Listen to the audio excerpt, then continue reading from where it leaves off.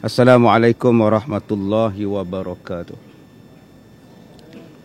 Bismillahirrahmanirrahim. Alhamdulillahi rabbil alamin. Wassalatu wassalam ala rasulillah wa ala alihi wa sahbihi ajma'in. Kita mulakan dengan baca Ummul Quran Al-Fatihah. Bismillahirrahmanirrahim. Alhamdulillahi rabbil alamin. Ar-Rahmanirrahim. Iyyaka na'budu wa iyyaka nasta'in. Ihdinas siratal mustaqim. Siratal ladzina an'amta 'alaihim ghairil maghdubi 'alaihim waladdallin.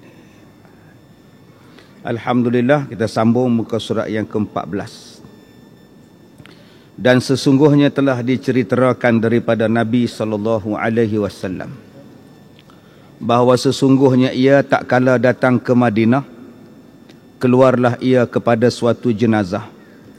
Maka melihatlah ia akan beberapa perempuan mengiring akan jenazah. Maka bersabdalah ia bagi sekalian mereka itu, adakah kamu menanggung beserta sama-sama dengan orang yang menanggung? Maka jawab perempuan tadi, tiada. Maka bersabda Nabi lagi, adakah kamu bersembahyang bersama dengan orang yang sembahyang akan dia? Maka sembah kami sekalian tiada. Maka bersabda Rasulullah sallallahu alaihi wasallam bagi sekaliannya, balik oleh kamu sekaliannya, tiada ada di ziarah dan tiada ada pahala.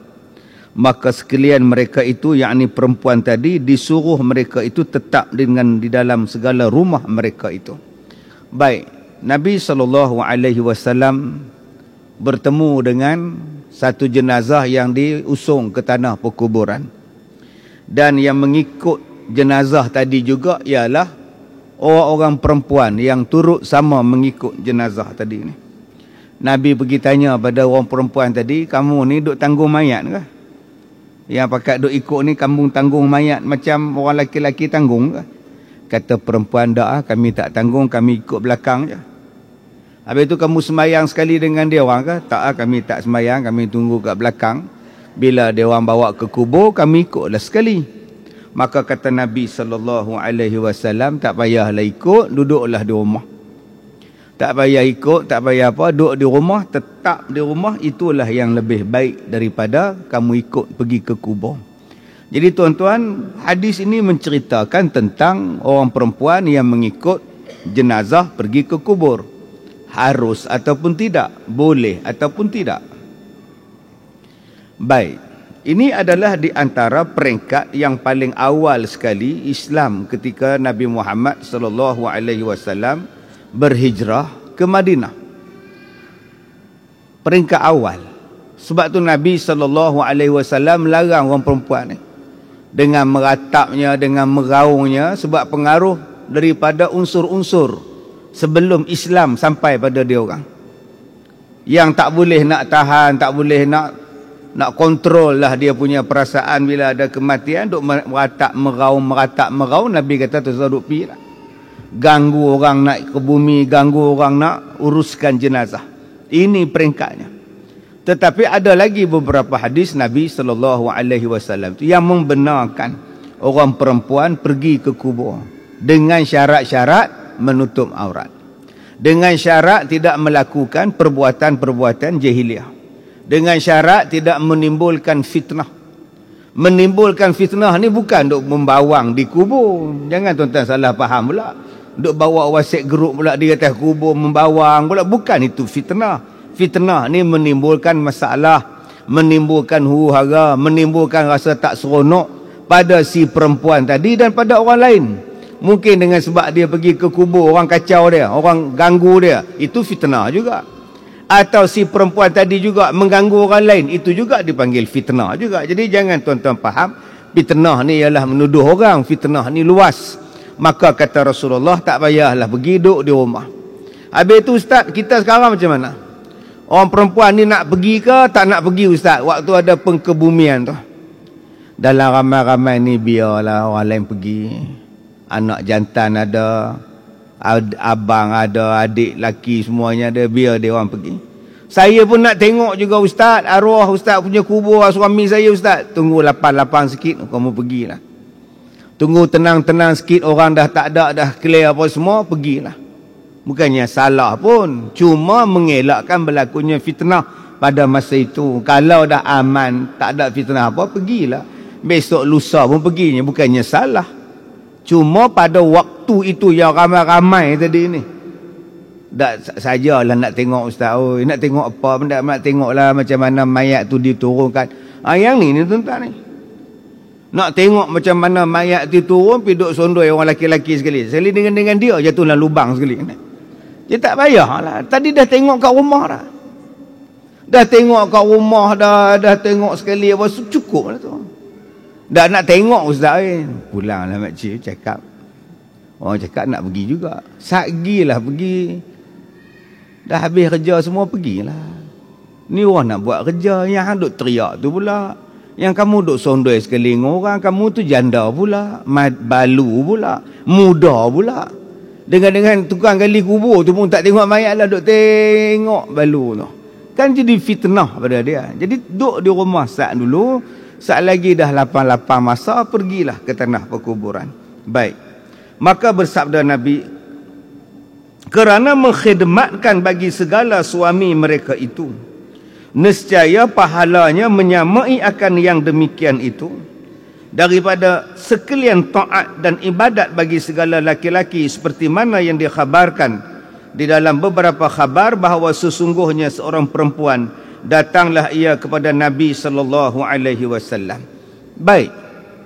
Yang kita duk buat ni tuan-tuan ialah mencari pahala. Amalan yang kita buat ni mencari pahala. Orang perempuan duk di belakang, laki duk di depan. Tak payahlah makcik leha tanya pula, apa pasal orang perempuan belakang ustaz, laki di depan saf. Kenapa kami orang perempuan di belakang? Kenapa orang laki depan? Kata Islam ni adil, adil kalau boleh samalah satu saf. Ini imam laki-laki, Tok Siak laki-laki, Tok Bilal laki-laki, sah depan pun laki-laki, kami orang perempuan belakang. Nampak sangat second class kami ni ustaz. Balik pada soalan, makcik datang sembahyang ni untuk apa? Perintah Allah. Perintah Allah suruh sembahyang, sembahyanglah. Jangan tuan-tuan duk tanya pula, tuan-tuan sembahyang ni sebab sembahyang ke, Allah suruh sembahyang ke, pak saya nak sembahyang ke, ataupun Allah bawa mai sembahyang? Tu duk tanya macam tu lah, penin orang nak jawab. Tak mana faham, tak faham sudah. Semua lama-lama nampak Islam tu jadi susah pula. Nak sujud pun pergi tanya, hang sujud ni pak saya apa? Sujud? Oh sudah. Dah Allah kata sujud lah. Syariat kata sujud lah, tak payahlah duk kaji yang bukan-bukan. Kita main semayang ni kerana perintah Allah. Allah Ta'ala kata suruh semayang, semayang sajalah. Masalah dia ustaz, pak saya apa yang kami duduk di belakang? Itulah nama dia syariat. Kalau tuan-tuan tanya benda syariat sampai bila pun tak habis. Dah hang sujud ni pak saya apa? Dah Allah kata wasjud waqtarib. Habis cerita. Syariat kata sujud. Dah sekarang ni hang sujud tu. Oh, macam tu tak semayang. Hampir buat cakutiau. Islam ni mudah. Syariat kata sujud, syarat sah rukun sempurna, syarat-syarat anggota sujud sempurna, sah lah. Tuan-tuan, jangan kita duk tanya pula pasal apa yang perempuan di belakang, orang laki-laki di hadapan. Itulah nama syariat. Otak kita ni tak boleh nak fikir. Kenapa? Yang Allah suruh fikir ialah kejadian langit, bumi, penciptaan yang Allah ciptakan. Kalau nak tanya puasa, pasal apa yang Allah suruh puasa? Tak payah tanya lah. Allah kata puasa Ramadan. Tak boleh fikir pun. Taklah kan. Macam makcik ini buat kuih bangkit, samprit, buat baju lagi, tempah banyak lah orang nak raya kan. Mesti kena puasa pula, penat ustaz. Oi. Tu cadang nak makcik nak awal puasa bulan Syaban. Mana boleh. Rejab tak boleh puasa Ramadan wajib. Syaban tak boleh puasa wajib. Tunggu Ramadan lah. Dah kalau makcik puasa Ramadan wajib, tapi makcik buat belah malam. Siang makcik kerja penat, malam makcik puasa, tak boleh makcik. Dah Allah kata yang tu lah. Ustaz faham tak makcik tak larat? Makcik tak larat. Oh, kalau tak larat abang lah tak larat. Makcik tak larat pasal apa? Makcik uzur.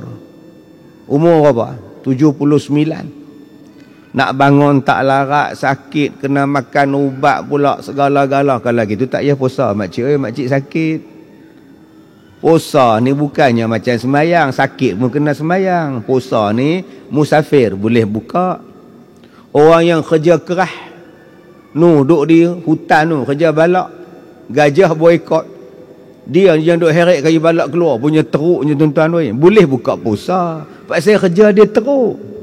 Orang yang mengandung, susah hati tahap kesihatan dia. Orang yang menyusukan anak, susah hati tentang anak dia, boleh buka puasa.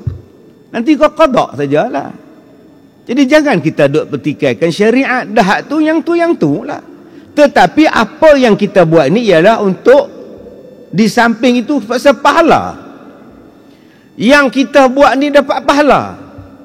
Kata Rasulullah, kamu tak payah nak sibuk bertikai. Pak siapa yang laki pergi perang, laki jadi imam, orang laki-laki jadi Bilal, laki-laki yang buat korban, laki-laki yang sembelih korban. Kami ni orang perempuan duduk saja, tak buat apa. Semayang Jumaat laki-laki, kami ni duduk di rumah saja. Kata Rasulullah, yang kamu duduk di rumah berkhidmat kepada suami kamu, pahalanya sama macam laki-laki buat ibadat. Nampak tuan-tuan? Jadi di mana yang kata Islam tak adilnya? Pahalanya sama. Pahala orang perempuan duduk di rumah, jaga anak dia, jaga suami dia, berkhidmat di rumah dia, pahala macam kita.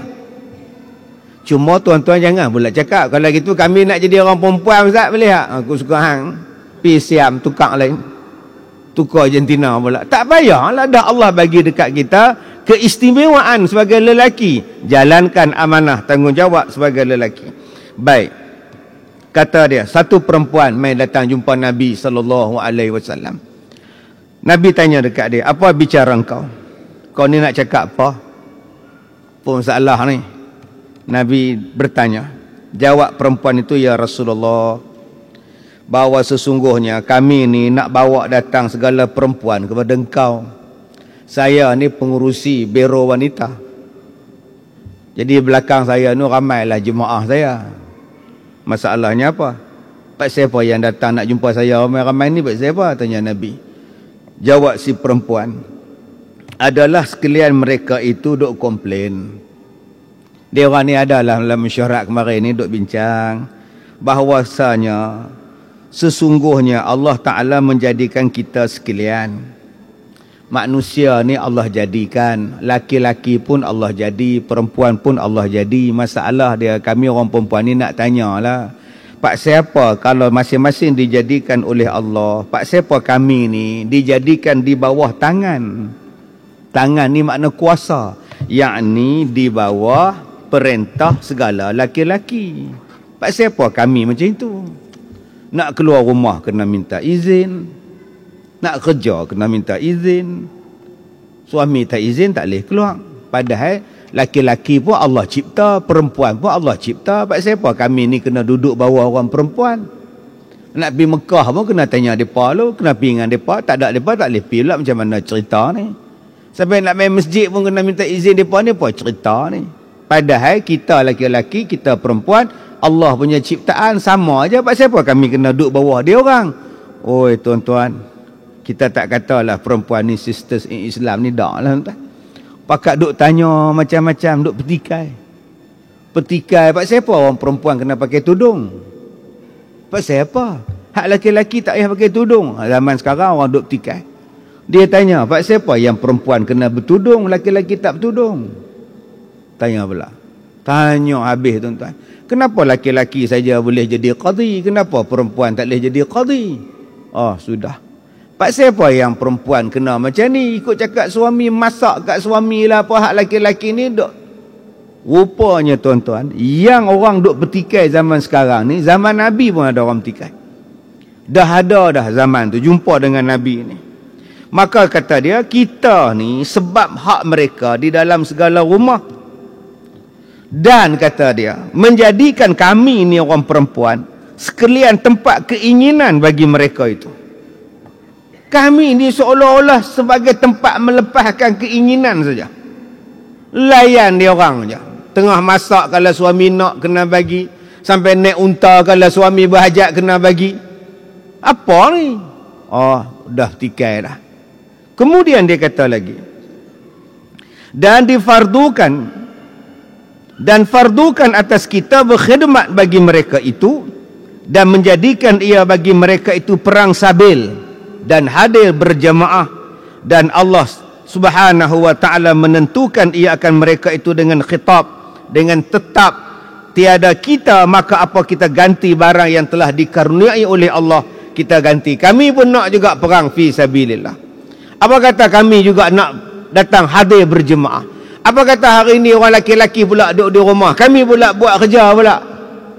Nabi bila dengar si perempuan ni bercakap, tuan-tuan, Nabi naik heran. Mai mana puak ni? Duk tikai, duk minta hajat macam-macam ni.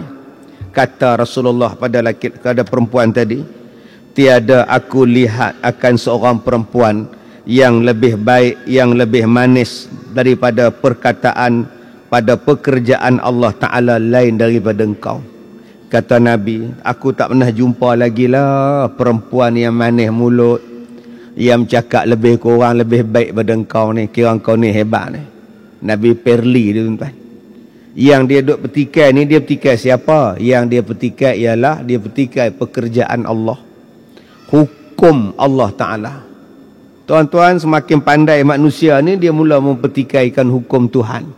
Macam-macam benda dia petikai. Di antara yang orang perempuan duk petikai ialah tentang hak. Yang mereka tuntut ialah hak kesamarataan gender. Yang mereka tuntut ialah hak untuk menjadi macam ni, nak jadi macam ni, macam laki-laki. Habis, tuan-tuan. Main bola minta, main rugby minta, wrestling minta, boxing minta, muay thai minta. Apa lagi yang tak ada sekarang? Semua depan nak, tuan-tuan. Itu hak dalam bidang sukan. Ni hak duk minta dalam bidang agama ni, nak minta jadi imam.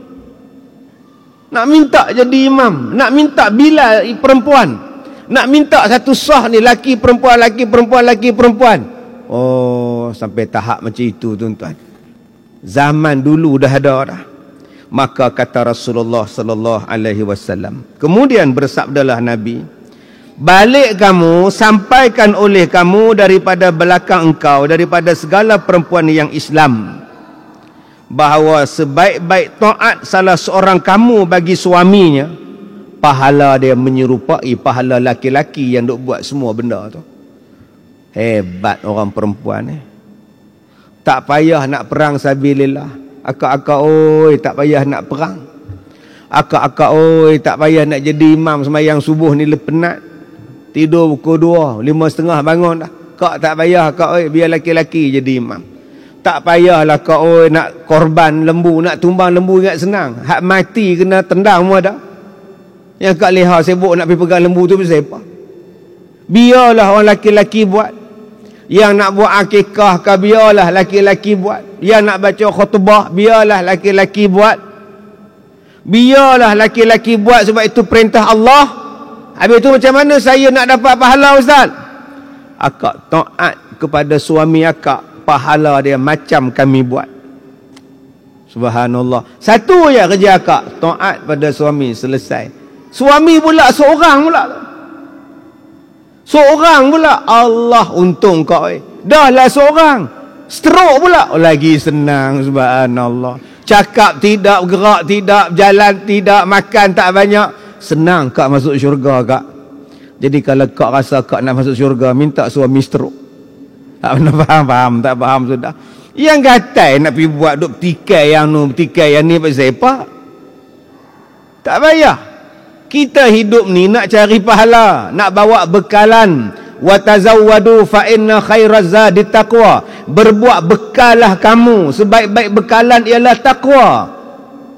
Jadi salah satu jalan nak dapat pahala ialah taat kepada suami. Pahala dia macam pahala orang laki-laki yang banyak buat kerja. Senang saja. Dapat pula suami yang soleh, dapat pula suami yang baik, lagi menyenangkan kita masuk syurga. Baik, kemudian bermula dalil yang menunjukkan atasnya, seperti yang diceritakan daripada bahawa sesungguhnya seorang badui datanglah ia kepada Nabi sallallahu alaihi wasallam. Berkatalah Arab badui tadi, Dia kata, hai Muhammad, bahawa engkau sesungguhnya telah menyeru engkau kepada manusia, kepada Allah, dan aku percaya dengan dikau dan tiada aku benarkan akan dikau melainkan kau tunjukkan mukjizat depan mata aku. Ni Arab Badui pula. Dia kata, wahai Muhammad, aku duk dengar cerita ni, kau ni duk menyeru pada Allah, menyeru pada Islam. Jadi aku main pada kampung ni, nak tengoklah engkau ni betul ke tak betul. Aku nak percaya ataupun tidak percaya. Tapi aku akan percaya bila kau tunjukkan pada aku mukjizat depan mata aku ni, baru aku percaya. Tu dia tuan-tuan. Ni zaman Nabi Muhammad minta macam itu. Nak dalil, nak dalil, nak dalil. Macam sekarang lah Isra' Mi'raj, orang tanya nak dalil. Macam mana manusia biasa pernah naik ke langit? Macam mana Ustaz? Nabi Muhammad tu manusia biasa, macam mana naik ke langit? Roketnya mana? Saya cakap yang manusia biasa tu, abang, Nabi bukan manusia biasa. Manusia biasa daripada struktur tubuh dia. Tapi kemuliaan dia jauh pada abang. Abang jangan duk perasan abang ni sama dengan Nabi. Abang jangan perasan abang tu sama dengan Nabi. Abang kalau berak tengah jalan tu, seminggu tak hilang tai abang. Nabi Muhammad tak macam tu. Najis dia pun dimuliakan. Diserap habis tanah ni, tak ada supaya tak ada orang timbul dia. Bayang Nabi Muhammad pun orang tak pijak. Abang ni bukan setakat bayang orang pijak. Cuba abang tidur dengan abang orang pijak. Nabi Muhammad bukan macam kita. Dari sudut kemuliaan, daripada segi kemanusiaan ni samalah. Surah An-Nisa ayat 1. Ya ayyuhan nasu taqu rabbakum. Wahai manusia, bertakwalah kamu pada Tuhan kamu. Yang mana kamu ni asal daripada manusia yang sama, yang satu. Min nafsin wahidah. Maknanya daripada segi sifat kemanusiaan sama. Rasulullah sakit, Rasulullah seronok, Rasulullah sedih, Rasulullah wafat, macam kita. Tetapi daripada kemuliaan tak sama. Nabi Muhammad dapat wahyu. Bukan apa yang dia cakap, yang dia buat tu saja-saja. Wahyu bimbing dia. Jangan duk sama pula. Nabi Muhammad pun buat dosa pula. Dosa apa bendanya? Nabi Muhammad pun lupa apa ke bendanya. Lupa tu pun sebab nak ajar orang. Nabi Muhammad pun ada masa tak menunaikan janji. Bila hang yang tak tunai janji, kata kat Nabi Muhammad. Dia yang tak tunai janji, pergi tuduh Nabi Muhammad tak tunai janji, nak bawa pergi haji. Ingat Nabi Muhammad tu package umrah ke apakah? Pakai Dr. Sadai kat KLA tu. Jangan cakap macam itu. Kita ni kalau nak pergi ke mana-mana, ada lah. Tapi Nabi Muhammad tu kalau dibawa ke langit sekalipun, itu kemuliaan untuk dia. Sebab yang bawa tu bukan Nabi. Yang bawa tu Allah. Subhanallazi asra bi'abdihi lailan minal masjidil haram. Yang kedua, Pak siapa yang hari ni orang duk bertanya Isra' Mi'raj ni, dia duk tak apa nak percaya. Sebab dia bayangkan tadi serupa. Dia bayangkan dia besar, dia bayangkan dia hebat, dia bayangkan dia ni agung, dia bayangkan diri dia ni adalah manusia yang terhebat. Cuba kita bayangkan kita nak banding dengan langit, nak banding dengan bumi ni, cuba kita bayang kita halus, kita kecil, baru kita sedar diri. Ni kita duk perasan kita besar, kita tak percaya Nabi naik ke langit. Cuba hang perasan hang tu halus, nak banding dengan bumi ni tak nampak pun. Saya datang dari Ipoh, saya bawa kereta daripada Ipoh. Dalam kereta saya tu tuan-tuan, daripada Ipoh mai Pulau Batas ni, ada seekor semut. Halus semut, duduk kat depan, kat dashboard, duduk kat cermin depan, tengok terowong, tengok lupongsu, tengok semua, duduk kiri kanan, kiri kanan, kiri kanan. Habis ceramah asal lagi, dia ikut balik pergi Ipoh. Saya turun, dia pun turun. Masuklah lubang dia. Isteri semut tu tanya, "Pi mana?" "Pi Penang." "Merapu Pi Penang bila pi?" "Petang tadi." "Balik?" "Baru sat-sat." "Abang nyanyuk ke apa?" "Aku tak berjalan, aku naik kereta." Kalau betul pi tolong cerita. Semut tu habaq kat semut. Kawan-kawan dia main anak benganga. Hampa tak lalu pergi kat terowong. Hampa tak lalu pergi kat kona 3 beradik tu. Hampa tak lalu pergi kat Sungai Perak tu. Ui, duduk cerita. Serupa itulah Nabi Muhammad. Bukan berjalan kaki naik ke langit. Dia dibawa dengan kenderaan yang hebat. Dengan makhluk yang hebat. Yang kita rasa pelik pasal apa? Subhanallah. Pakak duk tanya. Diri dia tak pelik. Allah kata hang tu jadi daripada min nutfah amsyajin, daripada air yang terpancar.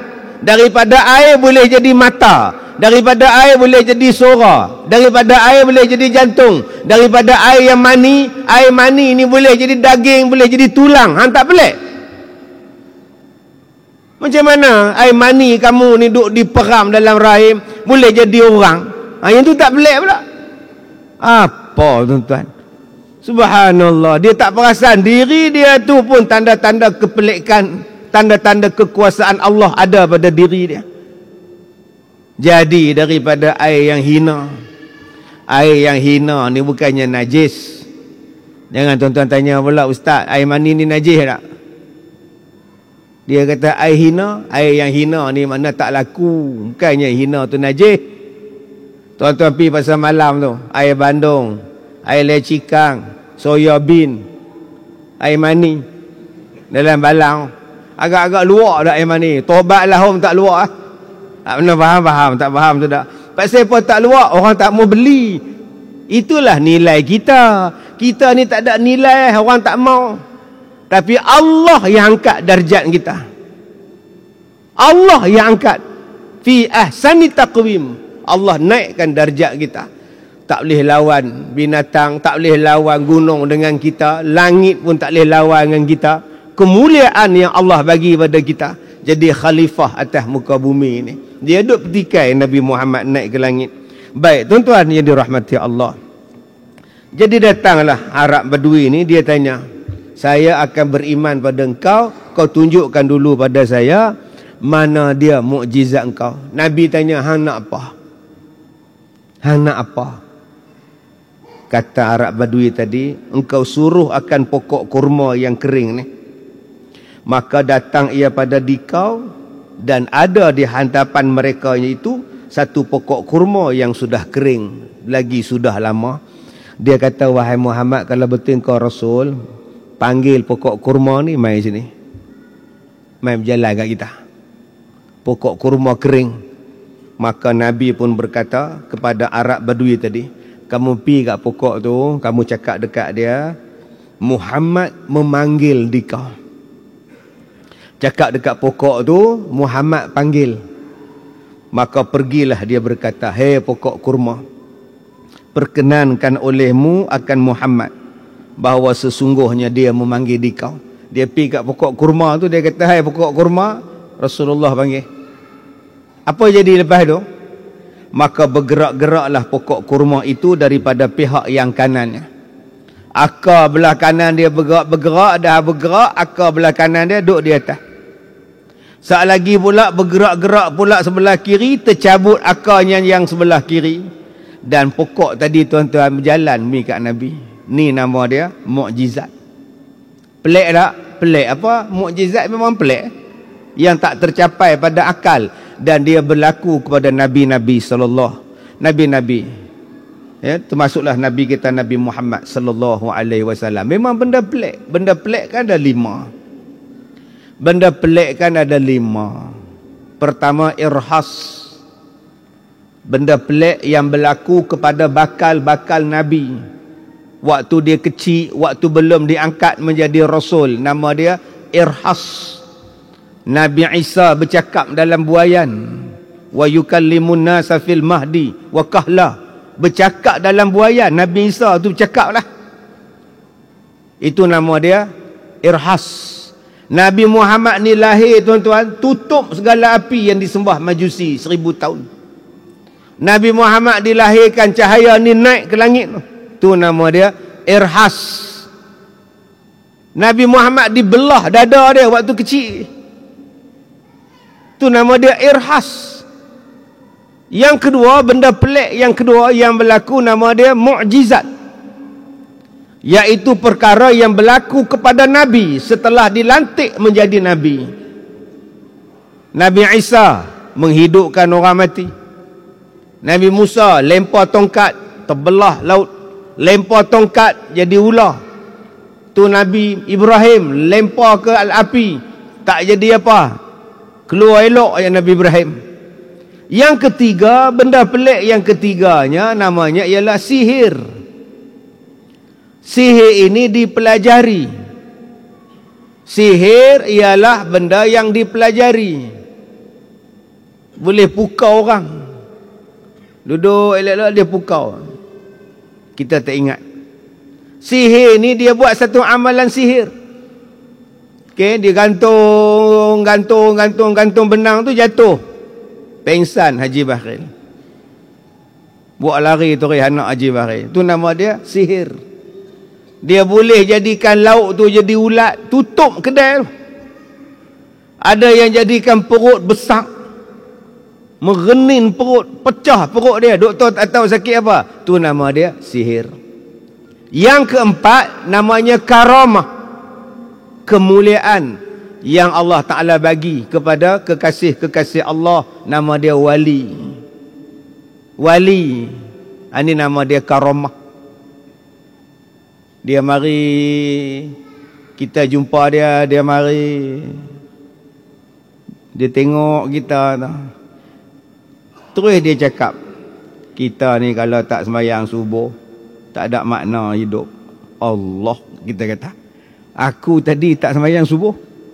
Dia pula cakap, kita ni kalau tak sembahyang subuh apalah makna hidup kita.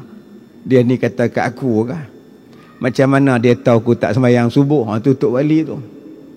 Okey, tu Tok Wali. Saya jumpa dah dulu tuan-tuan. Orang ni pakat main jumpa dia. Budak ni 4-5 tahun tak boleh bercakap. Tak boleh bercakap. Mak datang jumpa dia, pak datang. Tengoklah ustaz, oh anak kami ni 5 tahun tak boleh bercakap. Duduk ha. Dia buka mulut, dia ludah budak tu. Balik. Cakap dengan izin Allah. Subhanallah. Cuba tuan-tuan sekarang jumpa ustaz, anak tak bercakap, ludah tu. Coronavirus budak tu tuan. Main. Mau 14 hari kat awak. Tuan-tuan pergi ke kampung Tualang Sekah di Malin Nawar, Perak. Saya mengajar di sekolah ni lama tuan-tuan. Di situ ada satu surau besar dan dikelilingi oleh 7 buah surau yang lain. Di situ ada tok guru, anak beranak, wali tuan-tuan. Wali negeri Perak tu di kampung Tualang Sekah Malin Nawar. Allahu Akbar. Jepun tak boleh masuk dalam kampung tu. Pakat duk berenang atas jalan Jepun, atas darat duk berenang. Pasal dia nampak sungai, dia nampak tasik, dia nampak kolam. Pakat duk berenang. Orang kampung duk tengok pok-pok Jepun ni berenang pasal apa? Ni Tok Wali ni. Itu nama dia karamah, benda pelik. Nampak macam laut padahal darat. Berkat doa, ni nama dia karamah. Amalan dia tinggi, ibadat dia kuat, maka Allah Ta'ala berikan kemuliaan pada dia. Yang kelima dipanggil ma'unah. Ma'unah ni bukan hak rompak senjata tu, bukan. Tu kumpulan ma'unah. Ma'unah ni pertolongan Tuhan. Siapa-siapa pun boleh Tuhan tolong. Siapa-siapa pun, Islam ke tak Islam ke, Tuhan bagi. Jatuh tu, duk tukar ni. Dia duk bawah tu, lampu suraya tu, cendelia tu, tu betul bawah tu. Jatuh pula dah lampu tu, tak mati tuan. Elok duk bersila bawah lampu tu. Bomba duk keluar lampu tu, sihat je. Tak luka encik, tak luka apa, tak ada apa. Yang dia duduk bawah lampu tu, sekali itu je lah. Jangan duk sebut pula aku kalau jatuh apa aku tak mati. Jangan buat buat. Jatuh itu kebetulan. Nama dia ma'unah, pertolongan Tuhan. Macam budak tsunami dulu yang di Sri Lanka. Rumah dia kena tsunami, dia duduk di atas tilam. Ombak tsunami duk bawa ke hulu ke hilir, tak mati budak tuan-tuan. Punya jauh kena hanyut tu. Duduk atas tilam tu, budak kecil ni sampai sekarang duk hidup lagi. Tu nama dia ma'unah, pertolongan Tuhan. Sekali itu sajalah, bukan tiap-tiap kali banjir tak mati. Jadi faham betul-betul. Okey, sama ada irhas dah tak ada. Mukjizat tinggal Quran je lagi dah. Jangan siapa kata pula saya ni mukjizat tak ada lah, tinggal Quran dah, nabi dah tak ada. Dua ni tak ada lah, tinggal Quran mukjizat ni. Yang ketiga benda pelik, mungkin sihir, mungkin karamah, mungkin maunah. Kalau berlaku benda pelik, kalau tuan-tuan pergi jumpa orang, ustaz saya jumpa satu orang ustaz, dia pegang lampu ustaz, dia pegang macam ni ustaz, menyala lampu apa, torchlight ke apa, ada lampu ni nyala ustaz, terror ustaz. Tak terror apa, dia ada wayar, dia ada wayar kat kasut dia, bila dia tekan wayar tu menyala. Yang tuan-tuan bodoh percaya siapa? Tu bukannya maunah, tu nama dia silat mata. Kita yang bodoh duk percaya. Dia pegang benda magnet, badan dia ada elektromagnet, dia ambil sudu, dia melekat garpu semua. Gini melekat sudu garpu, dia ada magnet kat badan dia. Tuan-tuan pula percaya semua. Ilmu apa? Ilmu apa? Ilmu kelentong nama dia. Banyak orang hari ni percaya tuan-tuan. Saya sakit ustaz, Tok Bomo tu dia ambil telok. Dia bila pecah ustaz telok tu dalam mangkuk ustaz, Allah ustaz, bukan nak habang ustaz, ya Allah, naik bulu roma sampai lah, naik bulu roma ustaz. Jumpa apa? Jarum, darah ada, nanah ada lah tu, dia siapa yang buat saya tak tahulah. Telok tu abang, dia suntik abang, oi. Dia suntik, dia bubuh darah, dia bubuh jarum, dia bubuh lilin tutup. Kemudian dia duduk gumui atas kita punya. Kemudian kita kata, jiran kita buat kita. Tak sikit-sikit kena percaya, sikit-sikit kena tipu. Percaya habis pada benda-benda yang bukan-bukan ni tuan-tuan. Nak tengok benda pelik, tengok tiga ni. Okey, mungkin dia alim ustaz, alim apa pakai seluar pendek. Alim kejadah apa tuan-tuan, dia pakai seluar pendek. Tak payah duk percayalah, maknanya dia bukan karamah, dia pun tak tutup aurat. Karamah kejadah apa? Sama ada dia ni ialah sihir ataupun maunah. Di situ saja yang kita kena tengok. Kalau kita bertemu dengan perkara-perkara yang pelik di dalam kehidupan kita ni. Baik, maka bila pokok tadi ni dipanggil, bergerak-geraklah pokok tadi, maka tak kalah hampir kepada dia, memanggillah dia, assalamu alayka ya Nabi Allah. Pokok bagi salam. Nabi menjawab, wa alaikassalam. Maka bila tengok saja pokok cakap siap jalan lagi, apa kata badui tadi? Asyhadu an la ilaha illallah wa annaka rasulullah. Terus mengucap masuk Islam Arab badui ni. Maka berkatalah ia, kafa. Artinya cukuplah. Tak mau tengoklah, cukuplah. Kafa tu maknanya cukup. Tak mau tengoklah. Sebab tu kafa ni gaji dia rendah pun tak apa, cukup. Tak pernah faham, tak faham sudah. Jadi kalau cikgu kafa kata gaji rendah sangat, sebut laisa kafa. Tak cukup. Duk kafa sebab tu tak nak naik gaji tuan-tuan. Sebab apa? Sebab saya cukup. Jadi pelajaran kita malam ni kafa cukup. Abang mengaji apa dengan Ustaz Kazim malam ni? Kafa. Apa tu? Cukuplah. Dah cukup. Okey, lepas ni tuan-tuan kafa. Saya pun nak kafa lah dekat pukul 9 dah tuan-tuan. Baik, kemudian menyuruhlah oleh Nabi SAW tadi, disuruhnya pokok tadi balik ke tempat dia. Pokok tadi reverse ghostan balik, masuk balik, duduk diam cokoh terus itu. Ini nama dia mukjizat. Maka Arab Badui tadi kata, ya Rasulullah, aku minta daripada engkau ya Rasulullah satu mukjizat yang orang lain tak pernah minta, dan kau perkenankan pada permintaan aku ya Rasulullah. Orang lain tak pernah minta mukjizat macam ni, tapi saya minta dan kau perkenankan ya Rasulullah. Maka izinkanlah olehmu wahai Rasulullah, aku nak sujud di belakang engkau. Tiap-tiap kali sembahyang aku nak sujud, sebab kau dah perkenankan permintaan aku. Punya sayangnya tuan-tuan Arab Badui ni pada Nabi SAW. Kalau boleh dia nak sujud pada Nabi, lepas sembahyang nak pergi sujud kat Nabi pula. Pasal Nabi ni bagi Islam kat dia, Nabi ni tunjukkan mukjizat pada dia, dia rasa besar pada Nabi ni. Maka dia nak muliakan, dia nak sujud Rasulullah. Apa jawab Rasulullah? Kata Nabi, tiada harus sujud bagi yang lain selain daripada Allah. Dan jikalau harus bagi seorang bahawa sujud selain daripada Allah Ta'ala, nescaya aku suruh akan sekalian perempuan bahawa sujud bagi suaminya mereka itu kerana membesarkan bagi hak suami mereka itu. Kata Rasulullah, tak boleh manusia ni sujud. Dia hanya boleh sujud melainkan pada Allah saja. Orang lain tak boleh. Sujud pada Allah saja, hak lain tak boleh. Kalaulah sama-sama kita ni boleh sujud, Nabi cakap, nescaya aku suruh orang perempuan sujud pada suami dia kerana membesarkan hak suami. Sebab tak boleh sujud je. Abang-abang jangan duk paksa balik isteri lagi sujud. Jangan cakap macam itu. Maknanya besarnya hormat seorang suami, hak dia di sisi isterinya. Jadi akak-akak, oi, sebab tu ada yang kata, ustaz saya tak nak kahwin. Malas saya kahwin ustaz. Malas lah sebab akak duk dengar kitab ni bahagian pertama. Kitab ni ada 2-3 bahagian. Lepas ni bahagian laki-laki pula. Ni bahagian perempuan. Sebab tu akak rasa malas baca kitab tu. Semua kita. Orang jantan duk sengih dengar sonok mereka tu. Kita bulan depan aku tak main dah. Sabarlah akak. Oi, bulan depan laki-laki pula tak main. Kak pula main. Bulan depan pula. Ni cerita bab laki-laki pula. Bukan perempuan saja. Ni cerita tentang hak suami di sisi orang perempuan.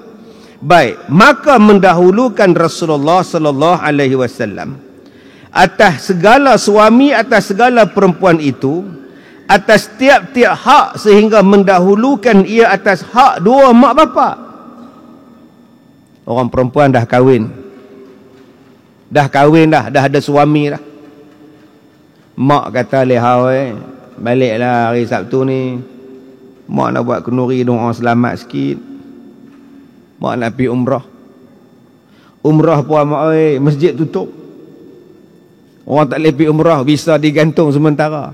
Tak apalah, dah niat nak buat kenduri. Baliklah, pergi tak apa, dia buat macam mana. Dia minta izin suami dia, abang, mak panggil balik nak buat kenduri kesyukuran. Minggu lepas kita balik dah. Minggu kemarin dulu pun balik dah. Minggu ni nak balik pergi kopak lah duit abang. Tak boleh balik lah, duit tak ada. Mak Abang Din kata tak boleh balik. Tiap-tiap minggu balik duit tak ada. Tak apa. Kalau aku tahu lah lelaki hang kedekut macam ni, aku tak bagi nikah dengan hang. Tak gunanya menentu. Siang kat dia. Okey, jadi akak-akak kena faham lah. Anak kita dah jadi orang punya. Dia tak bagi balik, sudah lah. Buatnya lah. Hak dia didahulukan hak suami. Lebih daripada di situ mendahulukan hak dua mak bapak dia. Seperti barang yang datang ia daripada tergaib pada mereka itu, pada hak kedua mak bapak. Dan zaujah atas barang yang diceritakan daripada Sayyidina Umar bin Al-Khattab, bahawa sesungguhnya ia keluar bersama dengan sahabatnya. Maka melihatlah ia seorang perempuan menanggung ia akan seorang yang tua di atas belakangnya. Maka berkatalah oleh Sayyidina Umar, apa yang payah-payah ni? Orang perempuan duk kendong pak, kita panggil kokong. Satu budak perempuan, orang perempuan kendong pak dia hak tua. Bayangkan orang perempuan kendong, tuan-tuan. Pak dia kata kalau berat 50 kilo. 50 kilo tu agak-agak berat tonggeh. Bayangkan orang perempuan duk usun tonggeh berjalan ke hulu ke hilir, dia bawa tonggeh. Macam itulah berat dia. Tuan-tuan, berat tuan-tuan sekarang 115 kilo. Agak-agak berapa tonggeh. Bayangkan tuan-tuan. Nampak kecil tapi berat macam 5 tonggeh. Baik. Bila dia tengok perempuan ni duk pikui bapak dia, Sayyidina Umar tanya, ni yang duk susah duk usung ni pasal apa? Perempuan tadi kata, ya Amiral Mukminin, Ni hak saya duk susun ni, yang saya duk dukung ni pak saya. Dia ni sungguhnya dah jadi macam kanak-kanak, jadi nyanyuk lah. Dia jadi macam budak-budak. Bila ingin tiap-tiap sesuatu, nak tu dia nak tu susah kata apa. Tak usah kata apa. Budak-budak ni tuan-tuan, kalau dia kata nak yang tu lah. Sebab tu di sekolah, di rumah saya, di pejabat saya ni pengumpul kereta kecil-kecil. Kereta kecil-kecil tu saya kumpul tuan-tuan. Banyak. Nak tengok main, tengok koleksi. Main budak-budak di rumah saya susah hati. Dia ambil satu, dia pijak tu dia buat, jalan rosak lah kereta aku pula lah. Mampu lah tuan-tuan. Dia nak. Main budak ni. Nak yang tu. Ustaz weh, anak nak kereta tu. Allah. Ni special edition ni. Wildfire ni. Mana nak cari ni Wildfire ni. Beli kat Jepun ni. Tak apa ambil. Punya seronok lah pak dia. Saya kata pak dia yang nak tuan-tuan tu. Kita nak bagi pada orang, bagilah. Hak kita sayang, tak sentuh apa. Tak jadi apa tuan-tuan. Elok je. Tapi pasal budak, kalau dia kata nak yang tu, nak lah. Kalau kita tak bagi, dia balik teriak bebai lah kereta di rumah duk bebai. Mak jadi susah, pak jadi susah. Bagi dekat dia dunia je. Setakat kereta mainan dah. Apa nu kereta betul boleh naik. Budak. Pak saya dah jadi budak ya Rasulullah. Dia nak satu-satu, dia punya teriak, dia punya kriau. Tak tahu nak habak lah. Maka dia kata kalau dia nak kepada bermain tanah, seperti bermain kanak-kanak yang kecil. Dia ambil kulit kerang. Duk kulit-kulit kerang, duk main. Kemudian pekop satu-satu. Kecil-kecil dulu kita main kulit kerang tu. Pak dia pun duk main tanah. Dan sekali pula meminta ia akan makan. Kejap pula nak minta minum. Maka tiap-tiap kali aku tak ada. Memanggil-manggil akan daku dengan menangis. Senang cerita, baik saya pikul bapak saya. Dia nak makan senang, dia nak main senang, dia nak teriak senang, dia nak berak pun senang. Saya pikul ke mana-mana saya pergi, dia nak buat apa pun senang. Saya tak payah tinggal dia, pikul saya. Bila dengar budak tu cakap, apa kata Saidina Umar? Ajaib oleh Saidina Umar. Kata Saidina Umar, adakah kamu tahu bahawa perempuan ini telah memberikan hak bapak dia? Dia bagi tahu kat kawan-kawan Saidina Umar ni, budak perempuan ni telah menyempurnakan hak bapak dia. Dia tak tinggal ke orang, dia tak buat apa-apa pun. Jaga bapak dia. Subhanallah, bagus. Tuan-tuan tahu lah, ada orang main sekolah saya tuan-tuan. Dia bawa mak dia. Dia kata kat saya, Ustaz, bapak kami baru meninggal. Masalah dia sebelum pak meninggal, pak ada cakap dia nak wakafkan mak pada sekolah ustaz. Astaghfirullahalazim tuan-tuan. Dia boleh cakap nak wakafkan mak kat saya. Apa kejadian tuan-tuan? Mak ni 70 lebih lah. Wakaf nak buat apa? Tak tahu. Ayah kata wakaf. Mak dia bela tuan-tuan. Wakaf apa? 74. Kalau 24 insya-Allah kita ejah lah. Kita tak payah wakaf pun tak apa. Kita buat cara lain lah. Apa ni mak hang suruh orang belah? Hang tak nak akan jaga mak seorang ni saja lagi. Tambah bila mak tu nyanyuk, bapak tu nyanyuk, apa ramai tak mau belah anak. Saya ada kawan tuan-tuan, dia ni perempuan, kerja bank, besar gaji dia. Adik-beradik 5-6 orang dan dia tak kahwin. Adik-beradik dia kata, hang berhenti kerja. Hang bela mak, hang bela ayah. Kami tiap-tiap bulan bagi allowance dengan hang. Berhenti kerja tuan-tuan. Kerja dia ialah usung mak ayah dia pergi mana-mana. Berhenti kerja, tak jaga apa benda dah, duk jaga mak, bapak, adik-beradik pula support segala-galanya. Ada jenis tu. Sebab ada orang yang tak sanggup berhenti kerja. Dia sayang kerja dia lebih besar daripada dia sayang bapak dia. Dia sayang mak dia. Yang perempuan ni tuan-tuan sanggup berhenti kerja, buang segala jawatan, balik duduk di kampung berkhidmat pada mak dan ayah dia. Itu lebih menyeronokkan. Tiap-tiap pagi dia main sekolah saya, duk tolak bapak. Lepas tolak bapak masuk, sekali dia heret mak dia pula masuk dalam kelas. Allahu Akbar tuan-tuan. Sanggup. Dia tak kira glamour, dia tak kira nak pakai spek mata pergi kerja spek hitam tak. Aku jaga mak pak aku loh. Baik, bila Saidina Umar kata macam tu, maka kawan-kawan Saidina Umar kata, bala ya Amiral Mukminin. Bahkan, bala tu maknanya bahkan. Betul ya, betul. Bala, betul. Betul wahai Amiral Mukminin. Maka kata Saidina Umar radhiyallahu an, dan aku minta kepada Allah, mudah-mudahan aku bercakap ni betul. Yang budak ni telah menyempurnakan hak. Mudah-mudahan ziyadah lagi atas budak ni. Ditambah lagi kebaikan pada budak ni. Tengok-tengok budak perempuan tu kata apa? Ya Amiral Mukminin, engkau salah. Engkau salah. Lah, tang mana salah pula? Kerana belum lagi aku bayarkan akan haknya. Sesungguhnya bapa aku memelihara aku daripada kecil, dan berdirilah ia dengan segala sebabku, dan berkhidmatlah ia akan daku, serta mencita-citakan akan hidupku, dan enggan ia daripada matiku.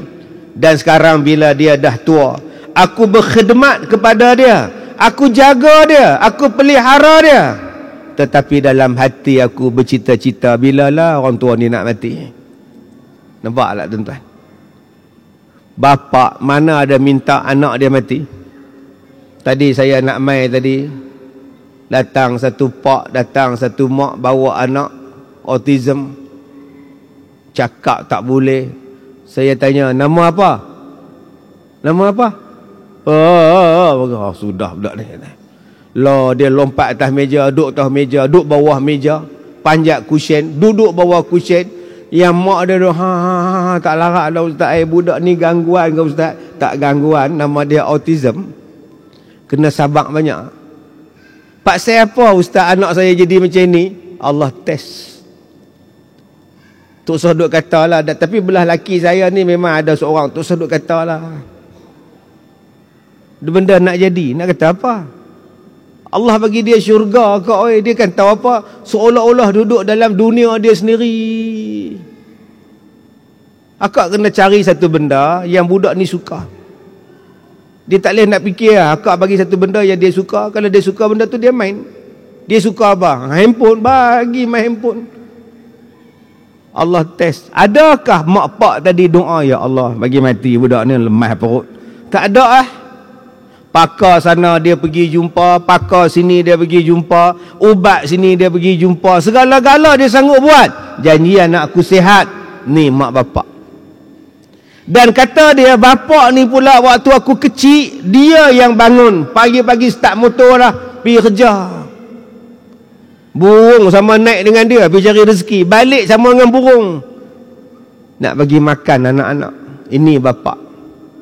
Bapak tuan-tuan. Mak cakap no, anak no nak pakai duit no, yuran apa no, no anak no nak beli no, duk nu panggil laki dia. Laki nama mak no apa panggil nu? No anak no, mana ada bapak merungut. Satgi sampai, besok lusa sampai, anak tak pernah tanya pun, ayah ambil duit mana?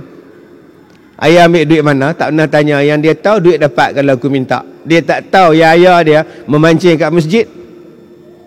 Dia tak tahu. Ayah ni ambil lidi, bergam, mancing kat tabung. Alhamdulillah, alhamdulillah. Siap baca doa lagi. Itulah ayah tuan-tuan. Janji anak aku senang. Janji senang. Kadang-kadang dia tak tunjuk pun yang dia seronok, tapi hati dia seronok. Bapak, dan bila anak ni sakit, bapak sanggup korban macam-macam nak ubat. Kata anak perempuan tadi, saya ni macam bapak saya. Dia sakit, saya ubat. Dia nak makan, saya bawa. Dia nak minum, saya bawa. Dia nak jalan, saya bawa. Dia nak main, saya teman. Tapi jauh dalam hati saya ni, Allah, bilalah orang tua ni nak mati. Berapa banyak tuan-tuan anak-anak cakap macam itu. Hai, panjang pula umur tu, kacau. Mati-mati, pasal apa? Itulah bezanya seorang anak dengan seorang bapa. Jadi tuan-tuan, mudah-mudahan yang mana ada bapa, yang masih ada mak, jaga elok-elok. Ini satu-satunya permata hati kita yang tiada tolak bandingnya. Tuan-tuan yang dirahmati Allah, saya tutup ceramah malam ni, kuliah malam ni dengan surah Al-Furqan, ayat yang ke-26 dan ayat yang ke-27. Sebab apa saya baca ayat ni? Sebab hari ni orang ikut tok guru. Aku tak tahu, aku ikut tok guru aku. Aku tak tahu, aku ikut dia. Aku tak tahu, aku ikut dia. Dia tak sembahyang, aku tak sembahyang, aku ikut dia. Aku ikut dia, aku ikut dia. Ni, di hari kiamat ni kata Allah apa? Wa yauma ya'uddu zalim ala yadayhi yaqulu ya laitani ittakhadtu ma'ar rasul sabila. Di hari kiamat, dalam neraka nanti ada satu golongan yang kerja dia ya'uddu az-zalim yadayhi, menggigit orang-orang zalim akan jari mereka, tangan mereka. Pak saya menyesal, duk gigit jari, duk gigit tangan. Aduh, apa dia cakap? Ya laitani ittakhaz ma'ar rasuli sabila. Kalaulah kami di dalam dunia dulu ikut Rasulullah punya jalan, selamat kami. Kalau aku ikut jalan Nabi hari itu, selamat aku. Silap betul. Habis itu kau ikut jalan siapa? Ayat 27 bagi tahu, ya wailata laitani lam attakhidh fulanan khalila. Kami pergi ikut orang ni pula jadi kawan kami, jadi orang kepercayaan kami. Silap betul, dengan dia dalam neraka, aku pula neraka. Kacau betul. Sebab hari ni tuan-tuan, ada orang dia tak mau ikut Nabi. Nabi Muhammad sembahyang, Nabi Muhammad tu pun sembahyang, Nabi pun sembahyang. Tiba-tiba engkau tak sembahyang dengan alasan aku tak khusyuk, dengan alasan aku tak mengenal diri aku. Maka hari ni orang pun ikut. Kami ikut dia, dia tak sembahyang sebab dia tak khusyuk, saya pun tak khusyuk sebab tu saya tak sembahyang. Aku tak tahu apa, aku ikut dia. Allah cakap dalam surah Al-Furqan ini, yang kamu ikut dia pasal apa? Pasal apa tak ikut Nabi? Nabi solat, kamu solat lah. Orang yang kamu ikut ni, dia tak boleh tolong kamu di hari kiamat. Ikutlah Rasulullah. Saya ni mengajar tuan-tuan, kalau saya betul silakan ikut. Tapi kalau saya menyimpang daripada Nabi SAW, tolaklah saya. Sebab ikutan kita semua ialah Nabi Muhammad SAW. Jadi jangan kita duk rasa orang ni lebih pandai daripada Nabi. Allah Ta'ala sebut benda ni dalam surah Al-Muddathir ayat 42, 43, 44, 45, 46. Allah Ta'ala tanya apa? Ma salakakum fi saqar. Allah Ta'ala sebut tentang perbicaraan ahli syurga dengan ahli neraka. Ahli syurga ni tanya pada ahli neraka saqar, apa sebab engkau orang masuk neraka saqar? Neraka saqar ni tuan-tuan, kalau dia bakar kita, tak ada sisa. Kita kalau rumah terbakar, ada sisa. Kalau kereta terbakar di jalan, tinggal rangka dia. Neraka saqar, kalau dia membakar, tak ada bekas, hancur habis. Ahli syurga tanya pada orang saqar, apa hai masuk neraka saqar? Maka mereka menjawab, kami dulu waktu hidup dalam dunia, lam naku minal musallin, kami tidak semayang. Jadi apa nak jadi pada orang yang tak nak semayang terang-terang hari ni? Dengan bangga pula sebut kami tak semayang. Sedangkan Allah terang-terang sebut orang tak semayang ni nama dia neraka saqar. Jangan tanya saya pula, ustaz siapa nak menjadikan kami masuk neraka? Saya tak pernah jadi Tuhan. Tapi Tuhan bagi jadi. Tuhan yang sebut dalam Quran, orang yang tak semayang nama dia masuk neraka saqar. Bukan saya Tuhan menjadikan kamu masuk neraka. Tak. Saya cuma membacakan ayat Quran. Kenapa manusia masuk neraka? Salah satu sebabnya ialah tak semayang. Yang kedua, sebab tidak memberi makan orang-orang miskin. Ketiga, sebab berbual, menyembang pada benda-benda yang salah. Nakhudhu ma'al khaidin. Duk menyembang benda-benda batil. Duk bercakap benda-benda yang tak betul. Dan yang keempatnya sebab tak beriman pada hari kiamat.